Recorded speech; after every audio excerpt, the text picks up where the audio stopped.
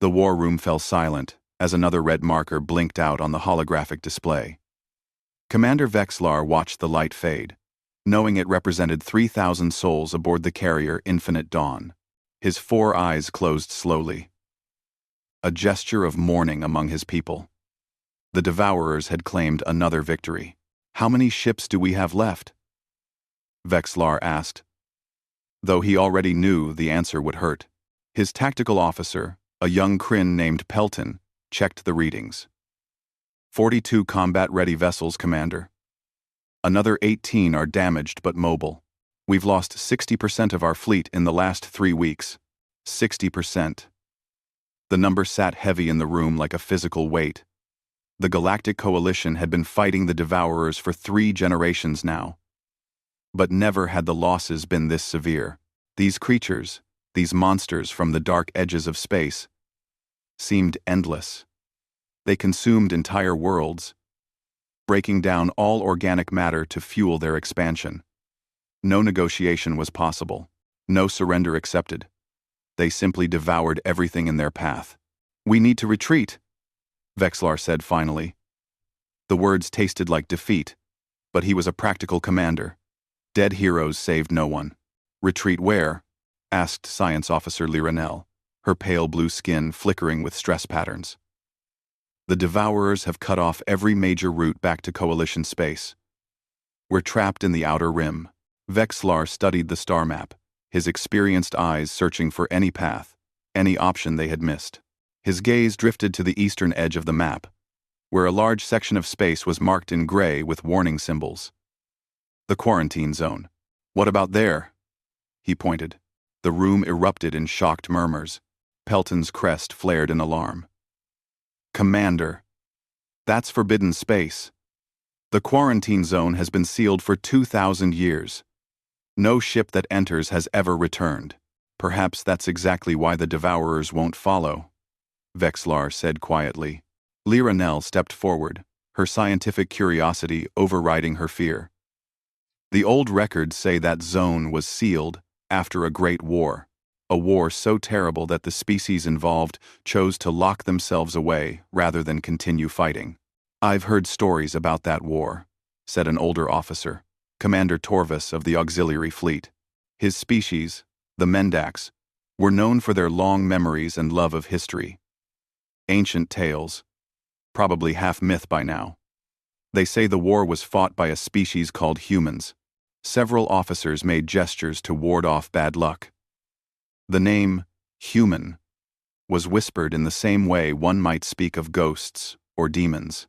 Vexlar had heard the stories as a young cadet, tales told to frighten new recruits or teach them caution. Humans were said to be violent beyond reason. Torvas continued, warming to his subject. The stories claim they felt emotions so strongly that it drove them to madness in battle. They would fight when any rational species would surrender. They would sacrifice themselves for no logical purpose. They created weapons that could crack planets and burn stars. And they were also said to be kind and creative. Liranel added softly. The complete records describe them as contradictions, capable of great beauty and terrible destruction. Artists and warriors in the same body. The myths say they scared themselves so badly with their own capacity for violence that they chose to vanish rather than inflict themselves on the galaxy. "Myths and legends," Pelton said dismissively. "Useful for scaring children, but we're dealing with a real threat now." Vexlar wasn't so sure. In his long military career, he had learned that most myths contained seeds of truth. Someone had sealed off that massive section of space. Something had made even the ancient coalition so nervous that they maintained the quarantine for 2 millennia. And recently, he had noticed something curious. "Liranel, pull up the Devourer movement patterns for the last 6 months," he ordered. The science officer's fingers danced over her console. A new map appeared, showing the swarm-like progression of the Devourer fleet across the Outer Rim. Red arrows indicated their advance, methodical and relentless. But there were gaps in the pattern. "Look here." Vexlar pointed to several areas near the quarantine zone boundary. "These systems offer strategic value. resources, positioning. Everything the devourers usually target, but they've avoided them entirely. They go around, even when it costs them time and distance. The room fell quiet as the officers studied the map. It was true. The devourers, who had never shown fear or hesitation before, were deliberately avoiding anything close to the quarantine zone. What could make them afraid? Pelton wondered aloud. Maybe the same thing that made our ancestors afraid, Torvas said. Maybe the myths aren't just myths. Vexlar made his decision.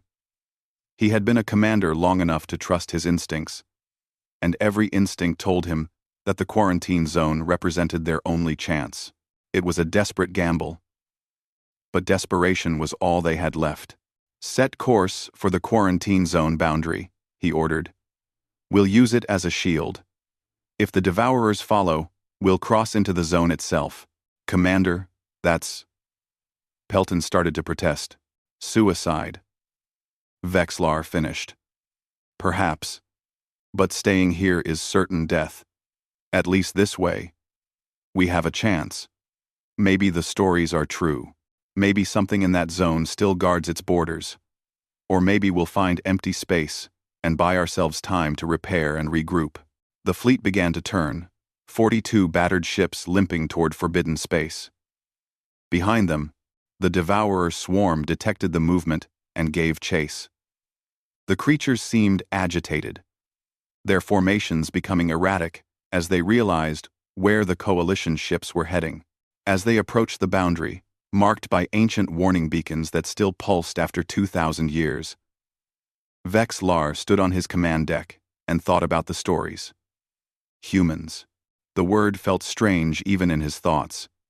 A species so dangerous they exiled themselves. So powerful, they had held off an entire galaxy. So broken, they chose isolation over conquest. Crossing the boundary in 60 seconds, Pelton announced, his voice tight with tension. Vexlar watched the invisible line approach on his displays. Somewhere behind that barrier, if the myths were true, an entire species had been hiding for 2,000 years. Hiding, waiting, watching. What would they think of strangers bringing war to their doorstep? May the ancestors forgive us, Torvas whispered. The first ship crossed into the quarantine zone. Then, another. Then the entire fleet, sliding past the ancient boundary like ghosts entering a forbidden temple. And behind them, after a moment of hesitation, the devourer swarm followed, their hunger overcoming their ancient fear. The hunt had entered new territory, and somewhere in the darkness ahead, something was about to notice. The quarantine zone was not empty. Vexlar realized this within the first hour of crossing the boundary. His sensors picked up debris fields, ancient and new. Pieces of ships that didn't match any known design floated in the darkness. Some wreckage looked thousands of years old, but other pieces were fresh, still radiating heat from recent battles. Someone's been fighting here, Liranel said, her voice filled with wonder and fear. These debris patterns suggest conflicts within the last few months. Fighting who? Pelton asked. The zone has been sealed. There shouldn't be anyone here, except whoever sealed themselves inside. Vexlar finished. An alarm blared across the bridge. The devourers had crossed the boundary and were accelerating toward the coalition fleet. Whatever ancient fear had made them hesitate was now forgotten. Hunger drove them forward. Prepare for, Vexlar began, but Liranel cut him off. Commander, I'm receiving a transmission. Audio only. The language it's archaic. Computer is trying to translate. 80. Computer is trying to translate. 80. Static filled the bridge, followed by a voice. It spoke in a language that sounded harsh and quick, full of sharp consonants. The computer struggled, pulling from databases that hadn't been accessed in 2 millennia. Words began to form. Broken. And uncertain. Unknown. Vessels, you have entered protected space. State, your purpose, or be removed. protected space. Someone was still here. Someone who considered this zone theirs. Open a channel. Vexlar ordered. This is Commander Vexlar of the Galactic Coalition. We are fleeing an enemy force. We mean no harm and request safe passage. Silence answered him. Then the sensors lit up with a new contact. A ship was approaching from an asteroid field they had just passed. It had been there the whole time, hidden, watching them. The vessel was small, perhaps a third the size of Vexlar's flagship. But it looked wrong, somehow. The hull showed signs of modification upon modification. Technology from a dozen different eras and species had been grafted together. Scorch marks covered the armor. This ship had seen many battles. Reading weapons systems, Pelton reported. They're active, targeting us. The transmission came again. Clearer this time as the computer learned the language patterns. You bring war to our borders. The swarm follows you.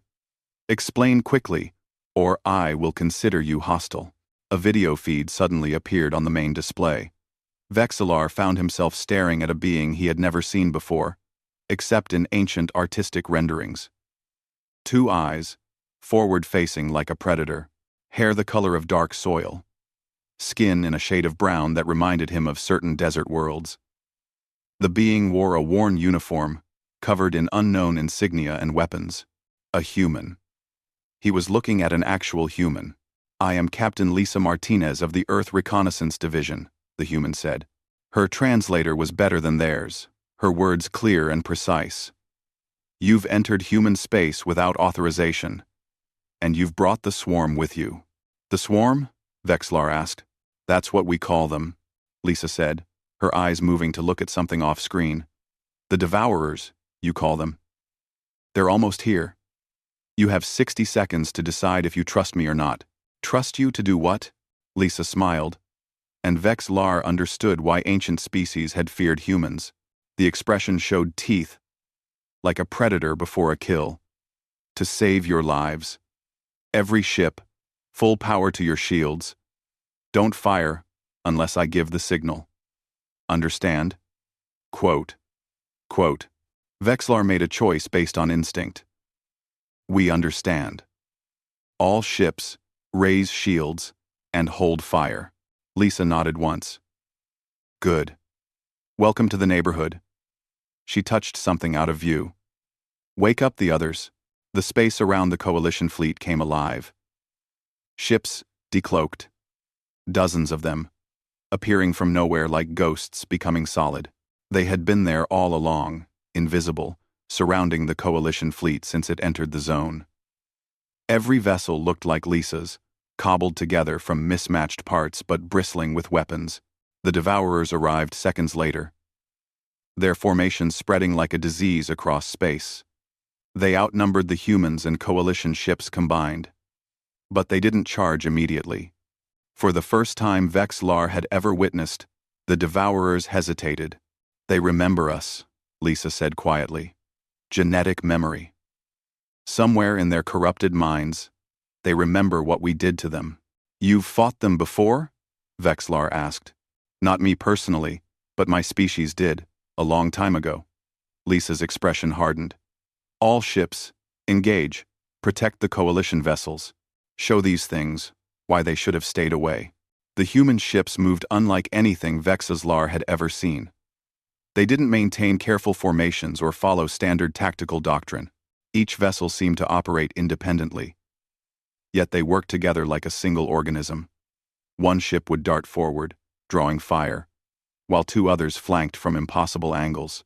They moved close, too close, using the devourer's own size against them. Lisa's ship accelerated directly at a devourer cruiser. Vexlar thought she would fire missiles or energy weapons. Instead, at the last possible moment, she turned hard and raked her hull along the enemy's sensor array, physically scraping it off like removing barnacles from a ship. What is she doing? Pelton gasped. Whatever works, Liranel said, her voice filled with awe. Another human vessel, damaged and leaking atmosphere, didn't retreat. Instead, It accelerated toward a cluster of smaller devourer ships and detonated its reactor. The explosion took out 6 enemy vessels. They sacrificed themselves, Torvas said.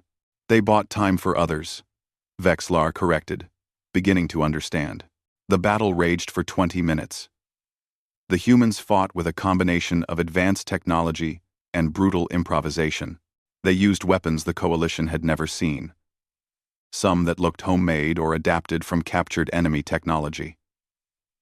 When their shields failed, they kept fighting. When their weapons ran dry, they rammed. And slowly, impossibly, the devourers began to retreat. The swarm that had chased the Coalition fleet across 3 sectors, that had never shown fear or hesitation, withdrew from human space. Lisa's face reappeared on the screen. She had a cut above one eye, bleeding red blood. They'll be back eventually, but we've got some time. My ship will guide you to a safe harbor. We need to talk, Commander. We need to talk about a lot of things. You're really human, Vexlar said, the words coming out before he could stop them. Lisa's expression softened slightly. Yeah, we're really human. And you're really Coalition. I recognize your ship designs from the old databases. You're the descendants of the species we knew before the quarantine. She paused. We've been watching your war from afar, monitored your broadcasts, tracked the Devourer expansion. We've been debating whether to break silence. And now? Now you've brought the war to our doorstep. The decision's been made for us. Lisa looked tired suddenly, older than she had seemed. Follow my ship. There's a station 3 hours from here. We'll dock, and I'll introduce you to some people. People who have a lot of questions about why we should get involved in a galactic war after spending 2,000 years trying to forget we were ever part of the galaxy. Vexlar watched the human ships form up around his battered fleet. They moved with casual confidence, like predators who owned this territory absolutely. The myths had been true. Humans had been here all along, hidden behind their self-imposed prison, watching and waiting. But what were they waiting for? And what would happen now that the waiting was over? His fleet followed the humans deeper into the quarantine zone, into forbidden space, into the territory of a species that had scared itself so badly it chose exile over existence. Vexlar had thought he was leading his people to sanctuary. He was beginning to realize he might have awakened something far more dangerous than the devourers. The human station hung in space like a fortress built from scrap and determination.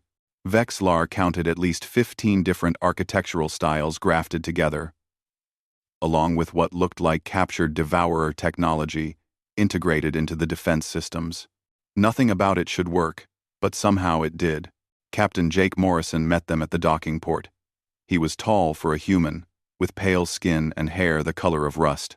His uniform was worn but clean, and he carried himself like a soldier who had seen too many battles. Commander Vexlar, Jake said, extending his hand in the human greeting Lisa had explained. Welcome to Outpost Sentinel. I wish we were meeting under better circumstances. Vexlar carefully returned the gesture, clasping Jake's hand. The human's grip was firm but not threatening. Captain Morrison, thank you for the rescue. Without your intervention, my fleet would have been destroyed. We couldn't let that happen, Jake said, leading them through corridors that mixed human and alien technology. Lisa's transmission said you were Coalition. That means something to us, even after all this time. Our ancestors knew your ancestors. We're not about to let you die on our doorstep. They entered a command center where dozens of humans worked at stations displaying tactical information. Vexlar noticed something immediately. Everyone here looked ready for battle. Weapons were within easy reach. Emergency gear hung on every wall. This wasn't a military base. It was a civilization on permanent war footing. A human woman approached, her hair tied back and her dark eyes sharp with intelligence. Commander Vexlar. I'm Lieutenant Amy Rodriguez, Tactical Officer. Captain Morrison asked me to brief you on our current situation. She brought up a holographic display showing the quarantine zone and surrounding space. Red markers indicated devourer positions. Blue showed human assets. Green marked coalition territory, far to the west. We've been monitoring the devourer expansion for 60 years, Amy explained. They've consumed 1,200 systems in that time. Our projections show they'll reach coalition core worlds within 10 years, at current expansion rates. You've known about this threat and said nothing? Pelton asked, his voice sharp with accusation. Amy's expression didn't change. We've been in quarantine. By our own choice and galactic law. Breaking that quarantine meant reopening debates. We spent 2,000 years trying to settle. It meant admitting we might still be the dangerous species our ancestors feared they were. Dangerous, Vexillar repeated. I've seen your combat effectiveness, but the old stories claimed humans were capable of far worse than what we witnessed. The stories don't even cover half of it, Jake said quietly.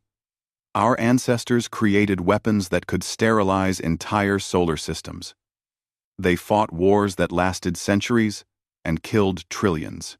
By the end, they scared themselves more than they scared any enemy. So, they locked themselves away and tried to become something better. Did you succeed? Lidarnell asked. Jake smiled sadly. We're still trying. Every day. But 2,000 years of peace doesn't erase what we are. When the devourers first appeared at our borders 50 years ago, we fell back into old patterns like putting on comfortable clothes. The warrior culture we thought we'd buried was just sleeping. An alarm interrupted the conversation.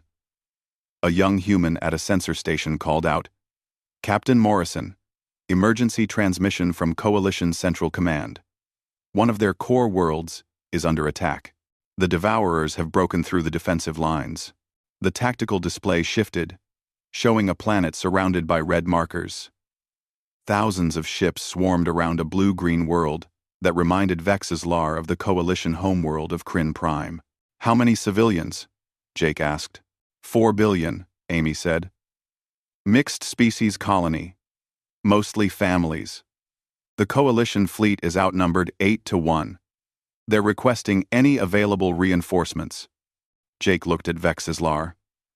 That your people? Yes. Civilian colony on Meridian 4. They won't last more than a few hours against that force.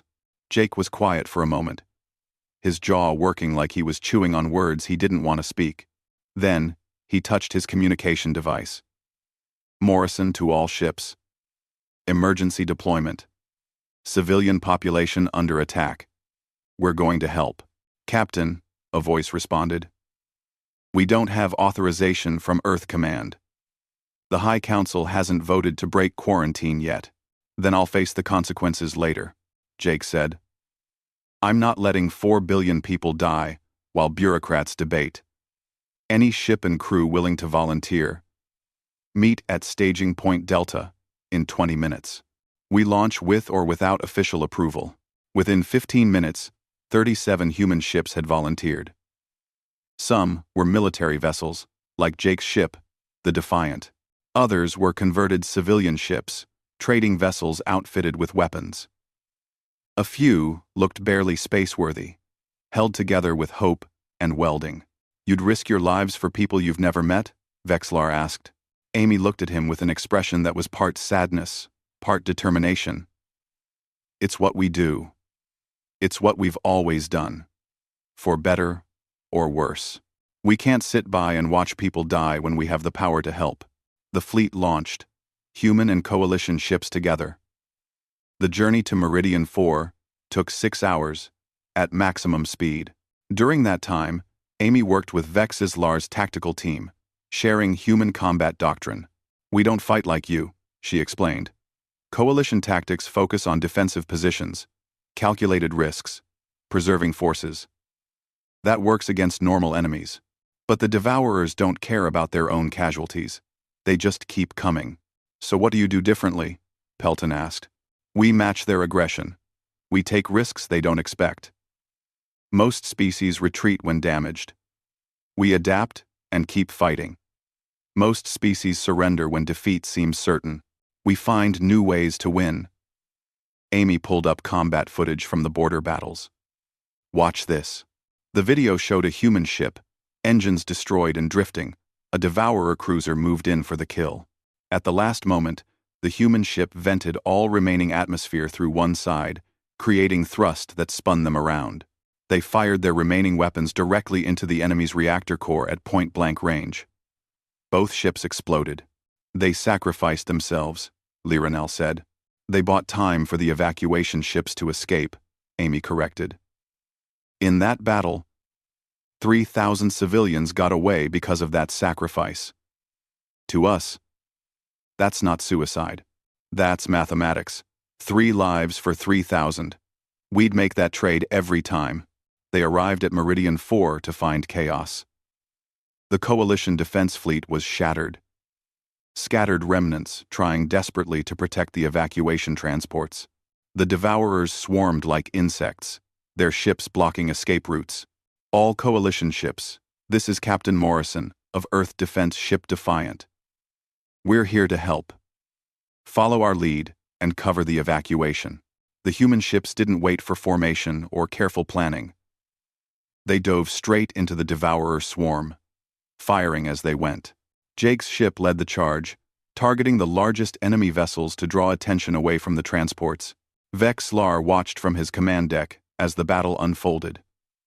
A human ship lost its shields but continued fighting, using its hull as a battering ram. Another had its weapons destroyed, so it positioned itself as a shield for damaged Coalition vessels. When a transport full of civilians found its path blocked, 2 human fighters flew directly at the enemy blockade and detonated their fuel cells, clearing the way. On the ground, human Marines had inserted to help with the evacuation. Sergeant Ben Walsh led a squad through the burning capital city, moving from shelter to shelter and gathering survivors. When his team found a group of children trapped in a collapsed building, they didn't hesitate. They held position against devourer ground forces for 2 hours, buying time for rescue teams to dig the children out. Ben took a hit to his shoulder but kept firing. When his ammunition ran low, he used debris as weapons. When his squadmate fell, he carried the wounded soldier while still coordinating defensive fire. The transmission from his helmet camera was broadcast across the fleet. "Come on, you ugly bastards," Ben shouted at the devourers. "You want these kids? You go through me first." And somehow, against all logic, he held. His squad held. The children were rescued. The evacuation continued. By the time the last transport cleared the planet, the humans had lost 11 ships and 47 ground personnel. But 4 billion people were alive because of them. Jake's ship docked with Vexlar's flagship, heavily damaged but still operational. The human captain looked exhausted, his uniform torn and blood-stained. "Your people are insane," Pelton said, but there was awe in his voice. Jake laughed tiredly. "Yeah, probably. But we're alive, and so are 4 billion civilians. I'll take insane over dead any day." Vexlar extended his hand in the human gesture. "Thank you, Captain Morrison. You saved my people." "We saved our people," Jake corrected, gripping Vexlar's hand firmly. "It's not always smart, and it doesn't always work, but it's who we are." As the combined fleet began the journey back to human space, Vexlar understood something important. The myths had been wrong about humans. They weren't monsters or demons. They were people who couldn't stand by and watch others suffer. People who would sacrifice everything for strangers. People whose greatest strength and greatest weakness was the same thing. They cared too much to quit. And that made them the most dangerous allies the galaxy had ever seen. The rescue of Meridian 4 changed everything. News of human intervention spread across Coalition space like wildfire. Ancient fears mixed with new hope. The species that had been whispered about for 2,000 years was real, and they had saved 4 billion lives. But the news reached Earth as well, and the reaction there was far from united. Ambassador Kate Sullivan arrived at Outpost Sentinel 3 days after the battle. She was older than most of the military personnel, with gray hair and tired eyes that had seen too much.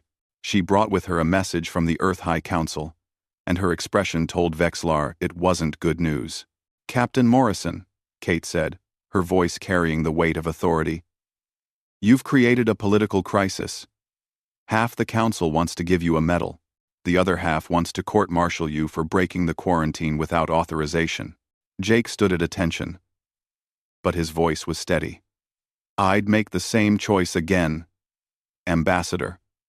4 billion people were going to die. I know. And that's exactly the problem. Kate turned to address everyone in the command center. For 2,000 years, humanity has debated the same question. Are we ready to rejoin the galaxy, or are we still too dangerous? Every generation thinks they've evolved beyond our violent past. Then something like this happens, and we fall back into old patterns instantly. She brought up a holographic display showing Earth and the inner colonies. The High Council is split 3 ways. The isolationists want to reinforce the quarantine and cut all contact with the coalition. The interventionists want to commit our full military to helping fight the devourers. And the militarists see this as an opportunity to prove human strength, to show the galaxy we're not afraid anymore. What do you want, Ambassador? Vexlar asked.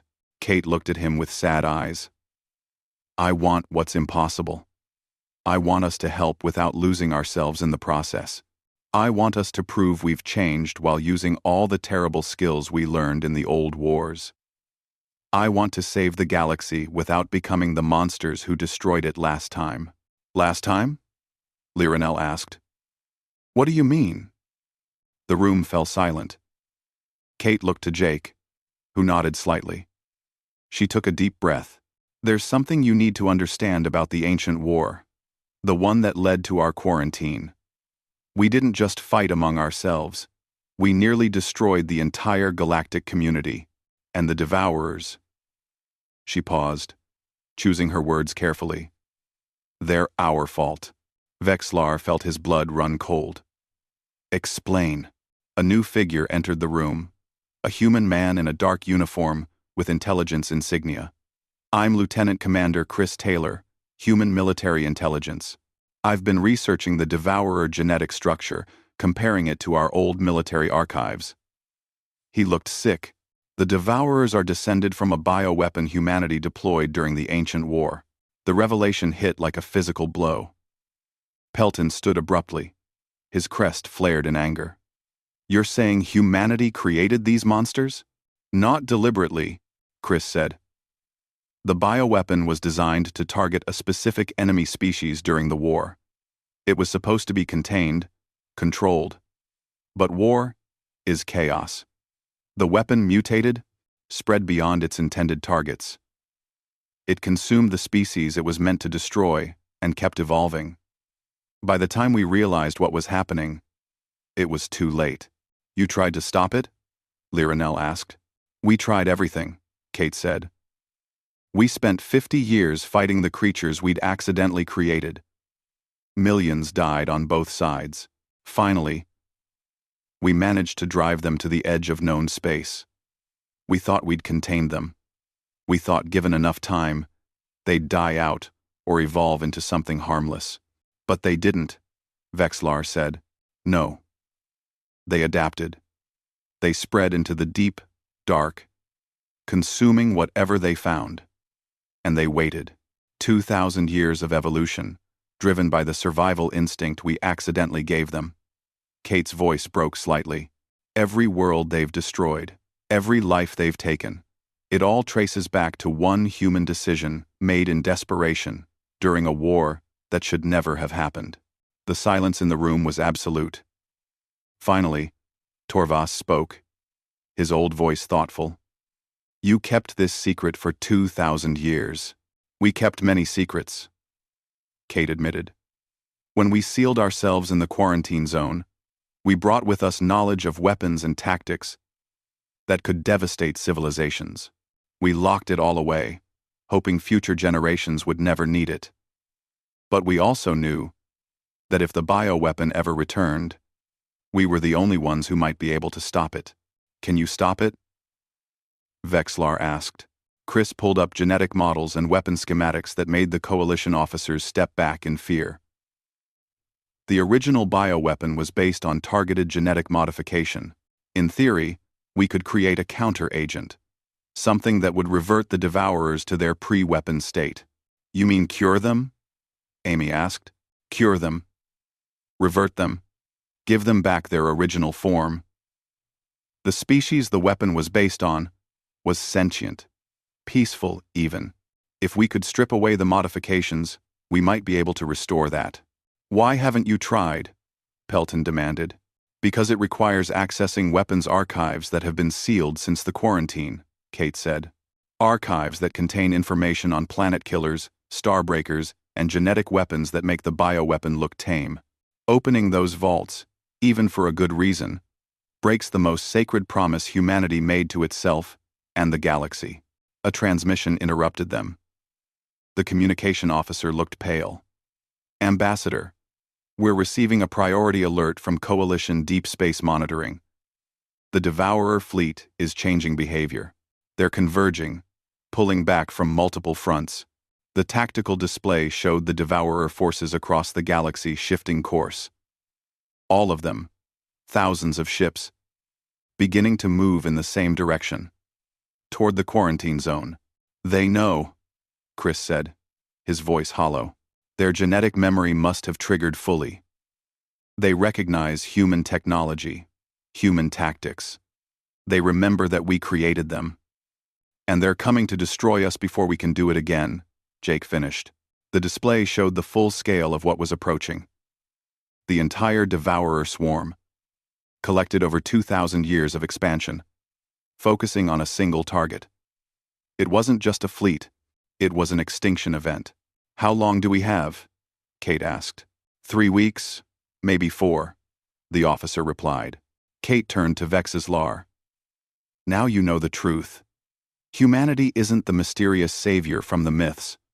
We're the species that created the nightmare you've been fighting. We're the reason trillions have died across the galaxy.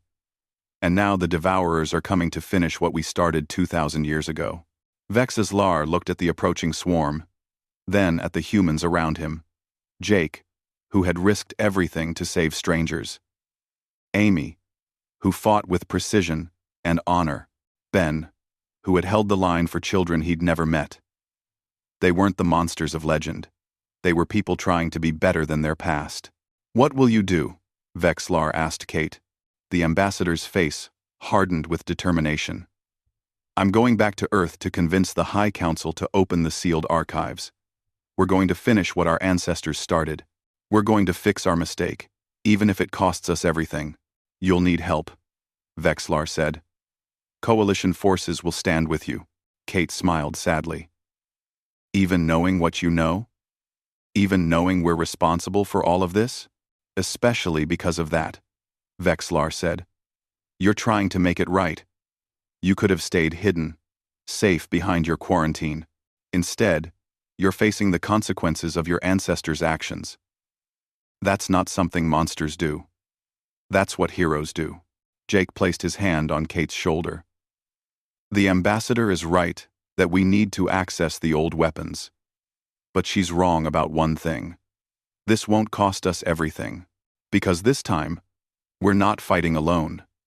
This time, we have allies who know what we are and stand with us anyway. The room filled with a different kind of silence. Not the heavy silence of revelation, but the quiet determination of people making a choice, humans and coalition, former myths and current reality, standing together against the darkness they had all, in different ways, helped create. 3 weeks? Kate said. We have 3 weeks to open vaults that should stay sealed forever. Create a weapon that might save or doom us all, and convince both our peoples that working together is worth the risk. Then we better get started, Amy said. The preparations began immediately. Human ships would escort Kate back to Earth for the Council vote. Coalition forces would begin evacuation of border worlds. And somewhere in the sealed military archives, buried under 2,000 years of dust and regret, lay the knowledge that might save the galaxy or destroy it. The myths were dead. The truth was worse. But sometimes, Vexlar thought. The truth was also the only path to redemption. The Earth High Council chamber was older than the quarantine itself. Representatives from every human colony sat in the circular room, their faces projected on screens for those joining remotely. The debate had raged for 3 days, and Kate Sullivan was exhausted. Opening the sealed archives is madness, declared Council member Victoria Price, leader of the isolationist faction. Those weapons were buried for a reason. Once we break that seal, there's no going back. Staying hidden while the galaxy burns is also madness, countered Council member Raymond Hall, speaking for the interventionists. We have the knowledge to stop the devourers. Using it isn't a choice, it's a responsibility. Admiral Ryan Foster stood, and the room fell silent. He was the highest-ranking military officer in human space, a man whose entire career had been built on defending the quarantine. His next words would matter. "I've spent 40 years guarding the vaults," Ryan said, his voice carrying the weight of decades. "I've read the reports from the ancient war. I know what's sealed in those archives. Planet killers that can crack worlds like eggs, genetic weapons that can sterilize entire species, starbreakers that can trigger supernovas." He paused. "And I know that if we open those vaults, some will want to use those weapons. The temptation will be there. Then you're voting against the measure?" Victoria asked. "No," Ryan said firmly. "I'm voting to open the vaults, provide full transparency to the coalition, and admit to every crime our ancestors committed, because the only way to break the cycle of violence is to face it directly. We can't hide from our past anymore. We can't pretend we're something we're not. We're a species capable of terrible things, yes, but we're also capable of choosing something better." The vote was called. By a margin of 2 votes, the measure passed. The sealed military archives would be opened for the first time in 2,000 years. Kate transmitted the news to Outpost Sentinel, where Vexlar and the human commanders waited. "It's done. Admiral Foster is opening the vaults now. We'll have the data to create a counteragent within 24 hours. And the other weapons?" Jake asked quietly. "Available if needed," Kate admitted. "The Council authorized full access. They're trusting us not to fall back into old patterns. Let's not prove them wrong." The Devourer swarm arrived at the edge of human space exactly 17 days after the revelation. Their fleet numbered in the tens of thousands, a living wall of hunger and ancient rage. They had abandoned their attacks on coalition territory. Every ship, every creature, focused on one goal: destroying humanity before humanity could destroy them again. The combined human coalition fleet gathered at the site of the ancient war's final battle. It was a dead system. 3 planets scorched lifeless by weapons that should never have existed. The perfect place for either an ending or a new beginning. Lisa Martinez stood on the bridge of her ship, now officially designated as the scout vessel for the human fleet. She watched the Devourer swarm approach and felt the weight of 2,000 years of history pressing down. "All ships in position," she reported. "Coalition forces on the flanks, human forces in the center, ground teams ready for deployment." The plan was dangerous, maybe impossible. While the fleet held the Devourer's attention, a strike team would infiltrate the Devourer hive nexus and deploy the counteragent. If it worked, the genetic weapon would revert throughout the entire swarm, changing them back to what they had been before humanity's bioweapon corrupted them. If it didn't work, they would all die trying. Admiral Foster's face appeared on every screen in the fleet. "All forces, this is Admiral Foster. 2,000 years ago, our ancestors made a terrible mistake. They created a weapon they couldn't control, and that weapon became the nightmare we face today. Every life the Devourers have taken, every world they've destroyed, carries our responsibility." He paused, letting that truth settle. "But today, we have a chance to make it right. Not by using bigger weapons or fighting harder. By fixing what was broken. By giving the Devourers back what we took from them, their choice, their sentience, their chance to be something other than weapons themselves. Some of you will die today. I won't lie about that. But you'll die trying to heal instead of harm. You'll die trying to break a cycle instead of continuing it. And that matters. That makes all the difference. The Devourer swarm charged. The battle that followed would be remembered in both human and coalition histories as the Day of Reckoning. The human ships fought with the same fierce determination they'd shown at Meridian 4. But this time, they fought not just to survive, but to protect the strike team's mission. Jake Morrison's ship, the Defiant, led the center formation. When 3 Devourer cruisers broke through the line, he didn't retreat. He turned to meet them, his weapons blazing. All ships, with me. We hold this line no matter what. On the Coalition flagship, Vexlar coordinated the defensive formations with precision his ancestors would have recognized. But he did it alongside Amy Rodriguez, combining coalition and human tactics into something new. Something stronger. Below the space battle, the ground assault began. Sergeant Ben Walsh led the joint coalition human strike team into the heart of the Devourer Hive Nexus. The structure was a nightmare of organic technology, pulsing and alive. Devourer ground forces swarmed to defend it. "Keep moving," Ben shouted, firing his weapon at the approaching creatures. "We're not here to fight them. We're here to save them." The team fought through chamber after chamber, taking casualties at every turn. A coalition soldier fell, and a human medic dragged him to safety while still firing. A human was wounded, and a Kryn warrior covered their retreat. They were no longer separate species, fighting side by side. They were one force with one purpose. Ben's squad reached the central chamber, where the Hive Nexus pulsed with sickening energy. This was the heart of the Devourer network, the organic computer that coordinated the entire swarm. "Deploying counter-agent," Ben said, attaching the device to the Nexus. His hands shook slightly. 2,000 years of human mistakes came down to this moment. The device activated. Genetic code flowed into the Nexus, spreading through the Devourer network like light banishing darkness. The counter-agent was designed to rewrite the bioweapons modifications, to restore the original species. In space, the Devourer ships suddenly went still. Not dead, but confused. The hive mind, that had driven them for 2 millennia, began to fracture.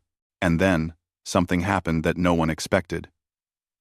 The Devourers began to remember. Across the swarm, creatures that had been mindless weapons suddenly recalled lives they'd never lived. Memories flooded back. Genetic echoes of a peaceful species that had existed before humanity's bioweapon consumed them. They remembered art, culture, families. They remembered being people. The battle stopped. Not because one side won, but because both sides realized they weren't fighting enemies anymore. They were facing the victims of an ancient crime. On the flagship, Chris Taylor monitored the genetic changes. "It's working. The counter-agent is reverting them. They're becoming what they were before the weapon changed them."